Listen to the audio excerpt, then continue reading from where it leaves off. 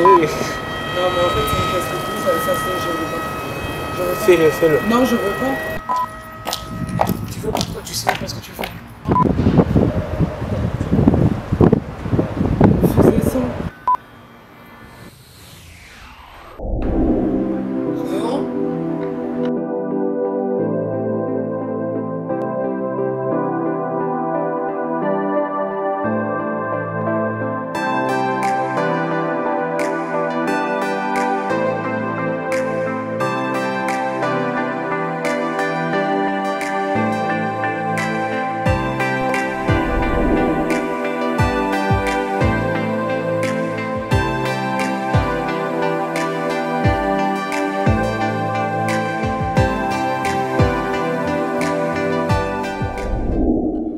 J'ai ma prof d'histoire, Madame Giglio, si vous voyez cette émission, je vous dis bonjour, qui m'a posé la question qu'est-ce que j'allais faire après le bac.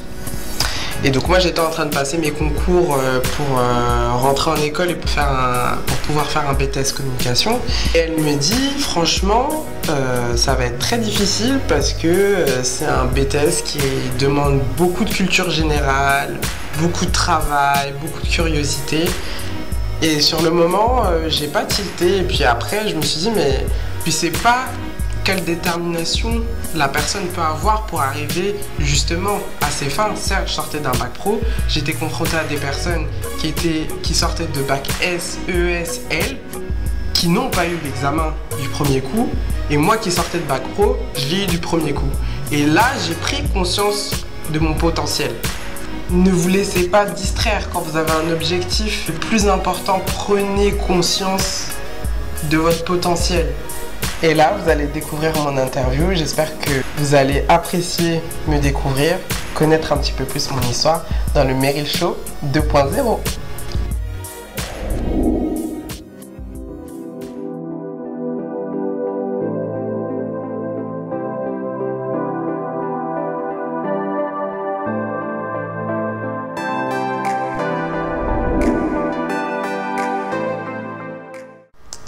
Alors, ce qui m'a donné envie de monter le Meryl Show, c'est que j'ai commencé tout d'abord à faire du blogging, enfin, plus instagrammeuse, poster des looks sur Instagram du coup. Donc j'ai commencé à avoir une petite communauté.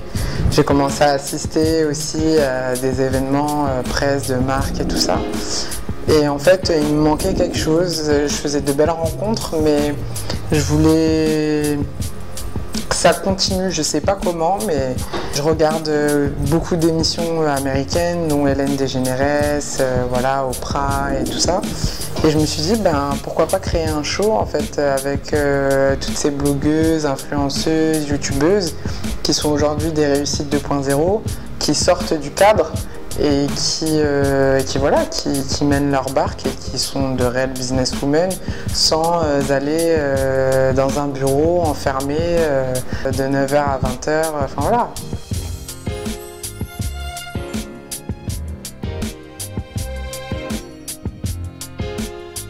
Si, justement, à la sortie de mes études, j'ai eu mon Master 2, j'ai été diplômée et puis j'ai été confrontée à une réalité, une grosse claque. Je me suis spécialisée dans le marketing digital et dans le marketing du luxe, plus précisément. Et j'ai cherché dans ce domaine, en vain, passer des entretiens, tu termines en shortlist, t'es pas pris, il y a toujours quelque chose. Oui, vous avez un très bon profil, mais il y avait toujours quelque chose. Et c'est de là aussi que le Meryl Show est né, parce que ça émane de certaines frustrations que j'ai pu avoir. Et je me suis rendu compte justement en faisant du blogging, de l'Instagram et tout ça, en postant des photos, qu'il y avait un autre moyen de réussir et que par rapport à ma personnalité, ma manière peut-être de m'habiller, de m'exprimer ou par rapport à mes opinions, peut-être que je pouvais aider certaines personnes à travers ces interviews justement, donner de la force et de dire voilà, regardez, elle a un parcours atypique, mais elle a réussi. C'est à la portée de tous.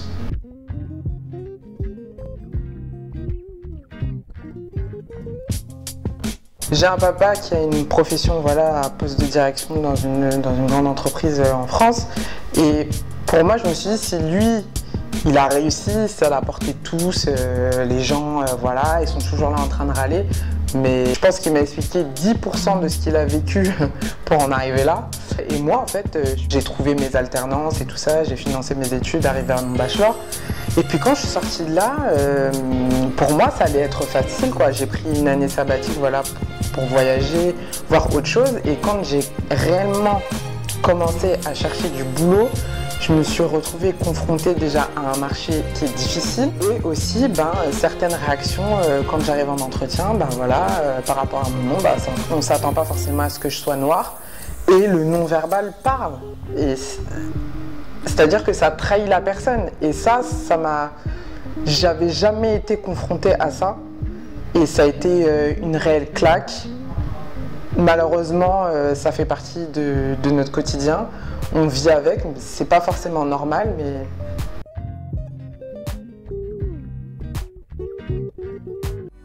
Ça me saoule en ce moment, et puis même depuis un moment, en fait, de voir des personnes qui ont ce pouvoir d'influenceurs sur les réseaux sociaux balancer des contrats, pas des contrats, pardon, mais des produits n'importe comment, tout ça par rapport à la rémunération. Est-ce qu'ils utilisent les produits, je sais pas moi, faire de la pub pour des bonbons, enfin je vois pas le sens même par rapport à eux, leur image, par rapport à une vision à long terme, est-ce que ça leur ressemble réellement? J'arrive pas trop à comprendre en fait et ça devient énervant parce qu'on nous pousse à la surconsommation en permanence. Donc les gars, ok, vous avez signé un contrat, vous avez des deadlines, vous devez poster des stories, tout ça, mais est-ce que ça vous ressemble? Est-ce que dans 20 ans, quand vous allez regarder le truc, vous allez vous dire « Ouais, j'ai bien fait de faire ça ». Et moi, je trouve que c'est important, vous êtes votre propre image, vous êtes votre propre marque. C'est énervant et je trouve que ça décrédibilise le métier. Il y a des gens qui se battent pour avoir justement, pour être entre guillemets leader d'opinion et avoir une voix. Et quand on voit ce genre de choses, ouais, ça fout les boules. C'est chiant.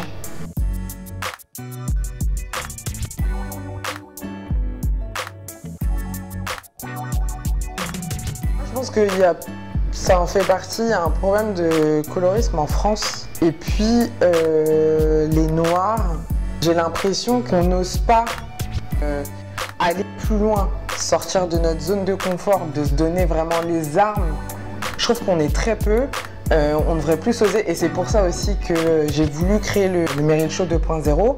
Pour pouvoir aussi montrer que c'est possible si on est bien entouré, si on a une vision à long terme, si voilà, on a l'envie. C'est difficile hein, de créer un projet parce qu'on ne voit qu'une partie de l'iceberg. On se dit ah, les successful, c'est trop bien, tout ça. Mais je vous jure les gars, mais parfois je suis fatiguée, mais il faut que je le fasse parce que voilà, je vais donner envie à une nana qui regarde l'émission et qui se dit putain mais elle a raison, faut que je me bouge le cul, faut que je le fasse, et que ce soit pour les noirs, pour les arabes, pour les blanches, pour les chinois, pour tout le monde. Par rapport à la famille Kardashian, alors c'est sûr, elles ont un empire aujourd'hui. Au-delà de l'argent, il y a l'aspect moral. Aujourd'hui, avec les réseaux sociaux, il n'y a pas de frontières. Elles sont américaines. Avant tout, c'est le cash qui compte. Et le reste, elles s'en foutent. Elles font de l'argent, c'est ce qui les intéresse. Voilà. En France, le problème, c'est qu'on veut prendre ces femmes-là, du moins les jeunes filles, pour exemple, alors qu'on n'a pas du tout les mêmes mœurs, ni la même manière de penser. Et ça influence, mais dans le mauvais sens.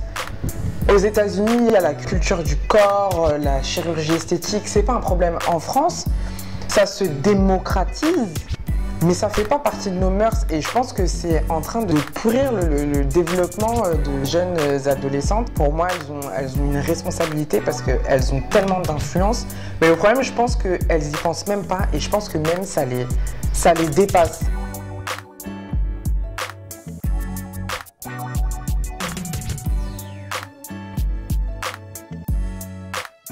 Cet ouvrage m'a aidé dans le sens où j'ai commencé à faire un travail sur moi-même en contrôlant mes pensées. Les pensées positives attirent le positif, comme les pensées négatives attirent le négatif. C'est comme, par exemple, tu es dans un moment difficile de ta vie, et ben tu vas attirer parfois des personnes qui sont aussi dans des moments difficiles. Vous allez vous allez vous emboîter là, vous allez sortir, machin et tout, vous complaisez dans votre malheur, alors que justement, il faut essayer de prendre du recul, d'analyser les choses et se dire, ok, là, ça va pas, mais je fais du mieux que je peux et je vais essayer de m'entourer de personnes qui sont bien, qui sont heureuses, parce que le bonheur, c'est simplement contagieux.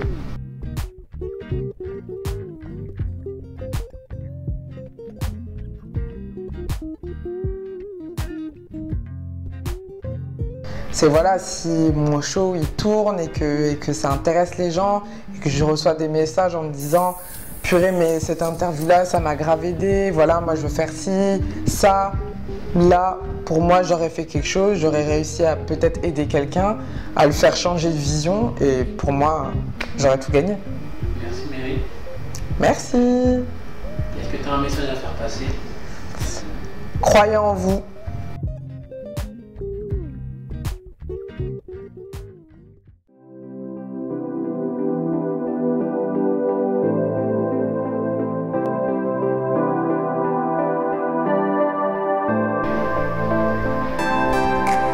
C'est ce que vous allez dire.